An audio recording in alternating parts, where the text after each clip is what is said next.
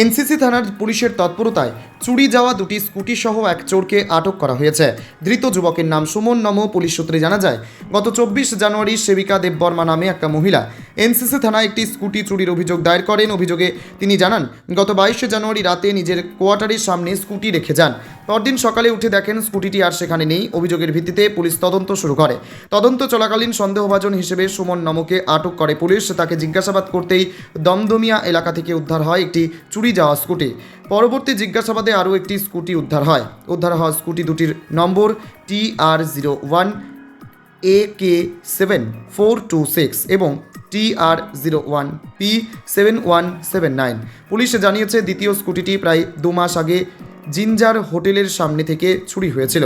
এ বিষয়ে সংবাদ মাধ্যমের মুখোমুখি হয়ে এনসিসি থানার ওসি প্রাজিত মালাকার পুরো ঘটনার বিস্তারিত তথ্য তুলে ধরেন এবং তিনি জানান, ধৃতকে আজ 5 দিনের পুলিশ রিমান্ড চেয়ে আদালতে পেশ করা হয়েছে।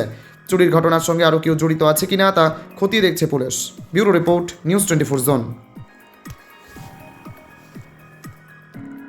গত 24/1/2026 তারিখে জনৈক সেবিকা দেববর্মা আমাদের কাছে রিটার্ন এফআইআর করেন যে গত 22 তারিখ রাত্রিবেলা ওনার স্কুটিটি ওনার কোয়ার্টারের সামনে রাখেন। পরের দিন সকালবেলা থেকে স্কুটিটি নেই, কে বা কারা চুরি করে নিয়ে গেছে।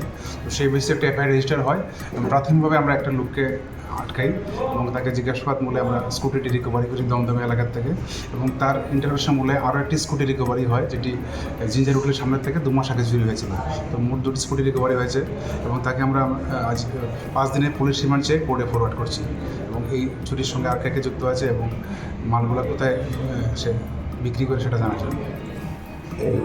স্কুটির সাথে কি কোনো চোর আটক করা হয়েছে? বললাম তো, সুমন নামে একজনকে আটক করা হয়েছে এবং আর দুটো স্কুটি স্কুটি রিকভারি করা হয়েছে।